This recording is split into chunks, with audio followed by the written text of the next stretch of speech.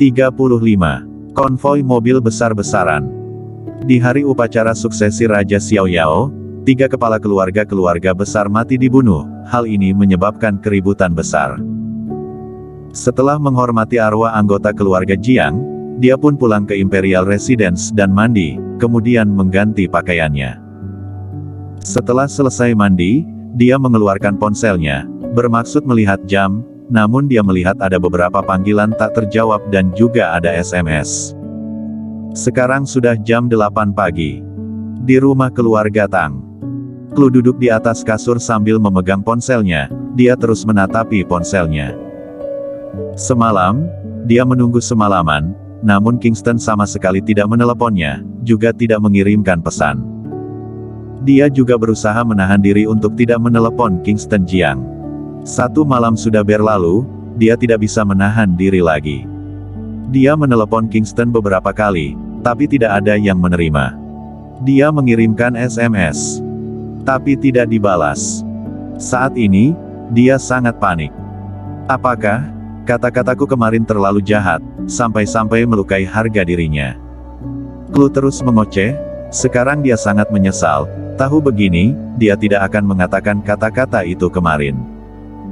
Sedangkan, sekarang Kingston sudah melihat pesan yang dikirimkan Klu. Kingston, maaf, semalam aku terlalu impulsif. Aku bukan sengaja mau mengataimu, pulanglah.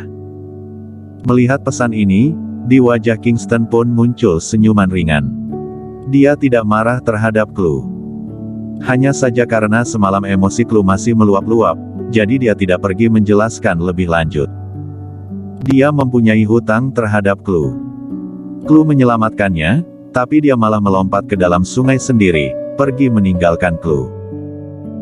Demi menyelamatkannya, Klu menjadi perempuan paling jelek di Jiangzhou, menjadi lelucon orang-orang, ditertawai orang luar dan juga keluarganya sendiri. Sekarang, asalkan Klu senang, dia rela melakukan apapun, hanya satu yang tidak bisa, yaitu berlutut kepada orang lain, meskipun orang itu adalah kakek Klu. Karena, dia lebih baik mati berdiri, daripada hidup berlutut. Ini adalah harga diri naga hitam. Dia segera membalas pesan Klu, maaf, aku baru saja bangun, tidak mendengar ada panggilan, aku pulang sekarang. Kingston awalnya bermaksud tidur, tapi sekarang dia sudah tidak mempedulikan tidur, dia langsung mengemudi mobil SUV yang tidak berplat itu melaju ke arah rumah keluarga Tang. Baru saja sampai di depan komplek, dia pun melihat di depan gerbang komplek berhenti lumayan banyak mobil. Mobil-mobil ini milik keluarga Tang. Semua anggota keluarga Tang sudah datang, bahkan Klu juga ada di antaranya. Hari ini adalah upacara suksesi Raja Xiaoyao. Sedangkan keluarga Tang mendapatkan sebuah undangan. Seluruh anggota keluarga Tang pergi, menggunakan puluhan mobil, yang di depan adalah Bentley yang berharga beberapa juta yuan, sisanya adalah Mercedes dan BMW yang seharga 1 jutaan yuan, mobil klan Tang yang paling menyedihkan. Rilan Tang adalah orang yang sangat suka pamer, sekarang dia mendapatkan undangan, meskipun hanya dia seorang yang bisa pergi menghadirinya, tapi dia juga ingin semua orang di Jiangzhou tahu keluarga Tang mendapatkan undangan, jadi dia membuat kehebohan sebesar ini. Bahkan di depan mobil ada spanduk. Selamat kepada keluarga Tang bisa menyaksikan upacara suksesi Raja Xiaoyao.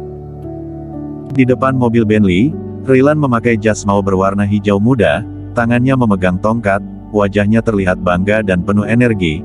Kingston Jiang mengemudi mobil SUV yang tidak berplat, meskipun mobil ini tidak punya plat, tapi di depan mobil ada sebuah simbol khusus, terlihat seperti seekor naga hitam, namun juga seperti awan hitam.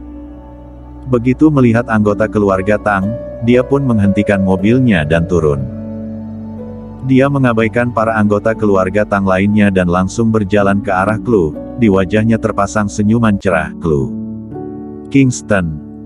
Klu juga melangkah lebar ke depan, menggandeng tangan Kingston, wajahnya penuh dengan ekspresi bersalah. Maafkan aku atas hal kemarin, kata-kataku keterlaluan, kamu pergi kemana saja. Aku pergi tidur ke tempat Bloody. Sampah, kamu masih berani pulang. Graham Tang berjalan kemari dengan arogan, dia mengamati Kingston dengan tatapan merendahkan, kemudian dia melihat mobil SUV yang tidak berplat, simbol mobil ini juga tidak pernah dia lihat. Dia pun berkata merendahkan, kamu tidak bermaksud untuk mengendarai mobil ini ke pangkalan militer, kan? Memalukan sekali, kamu juga.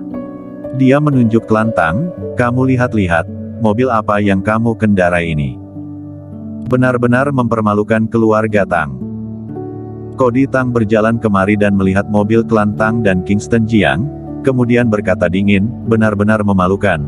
Jangan kendarai mobil ini ke sana. Lihat mobil siapa yang ada tempat kosong, naik mobil mereka saja, kalau bukan karena kakek memerintahkan semua anggota keluarga Tang harus pergi, aku benar-benar tidak ingin membawa kalian sekeluarga untuk mempermalukan keluarga Tang. Mobil kita sudah penuh, siapa yang punya tempat kosong?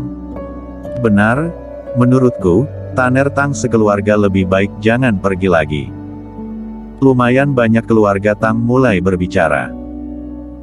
Rilan berjalan kemari dengan tongkatnya, melihat Tanner Tang sekeluarga dan melihat mobil klan Tang yang seharga 200-an ribu yuan, juga melihat mobil Kingston yang seperti mobil Wuling, dia pun mengerutkan kening, kalian sekeluarga tidak usah pergi lagi, hari ini orang-orang yang datang ke pangkalan militer adalah orang-orang penting, kalian mengendarai mobil ini ke sana, sangat mempermalukan keluarga Tang. Kakek, Klu bermaksud berbicara. Kingston langsung menariknya dan berkata, kakek, kalau begitu kita tidak usah pergi lagi. Kingston, apa yang kamu lakukan? Klu berkata dengan wajah kesal. Benar, kita sekeluarga tidak usah pergi untuk mempermalukan keluarga Tang lagi. Jasmine sangat pintar melihat suasana, mereka sekeluarga ikut ke sana hanya akan dikucilkan, lebih baik tinggal di rumah. Berangkat. Rilan menyampaikan perintahnya, kemudian dia pun masuk ke dalam mobil Bentley yang paling depan itu.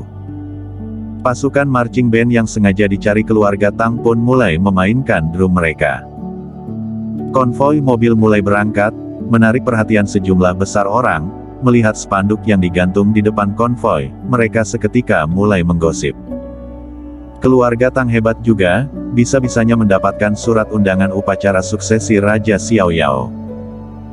Benar, dengar-dengar Jordan Liu, kekasih Claudi Tang yang maju dan menyuruh keluarga Liu mendapatkan undangan ini. Itu bukannya Tanner Tang, kenapa dia tidak ikut?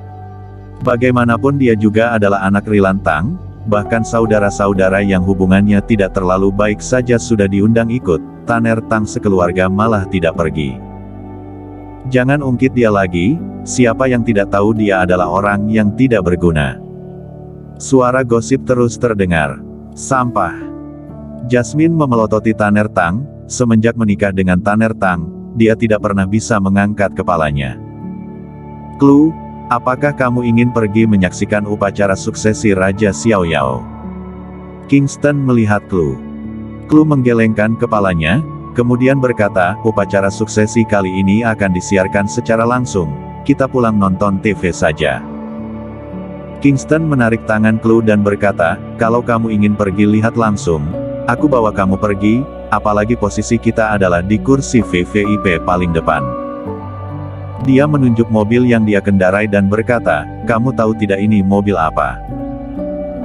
Ini bukanlah mobil biasa, ini adalah mobil belantara selatan yang tidak ada duanya, di dunia ini hanya ada satu orang yang bisa mengemudikan mobil ini. Aku sengaja meminta tolong kepada atasanku menggunakan koneksinya baru bisa dapat, tentara Westland tidak akan berani menghadang mobil ini. Benarkah? Klu memasang ekspresi tidak percaya. Kak, kamu masih mempercayai dia? Klantang berkata dengan wajah merendahkan, ini hanya sebuah mobil Wuling biasa, apanya yang tidak ada duanya. Sampah? Satu keluarga sampah semua, ayahnya sampah. Putra yang lahir juga tidak berguna, menantu lelaki yang datang juga sampah. Jasmine berseru, mengumpat seluruh keluarga. Klu, ayo, aku bawa kamu pergi lihat keramaian. Kingston malas mempedulikan Klantang dan yang lainnya, dia menarik Klu masuk ke mobil. Setelah naik mobil, dia menurunkan kaca mobil, melihat Jasmine yang bermaksud pergi, dia pun bertanya sambil tersenyum, Ibu, kalau tidak ibu juga ikut saja, lagi pula pulang ke rumah juga tidak ngapain.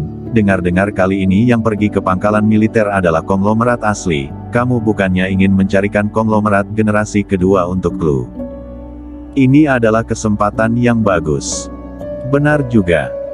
Jasmine mengangguk, dia melihat Kingston, kamu termasuk tahu diri, sadar kamu tidak pantas untuk Clue. Sedangkan Clue yang duduk di kursi penumpang pun marah, wajahnya mengeras dan marah. Kingston Jiang, apa maksudmu? Kingston tertawa, tidak berkata seperti itu, ibu kita mana mungkin ikut, tenang saja, kali ini aku pasti akan membuatmu bangga. Di saat yang bersamaan pergi lihat Rilantang kehilangan muka. Bersambung.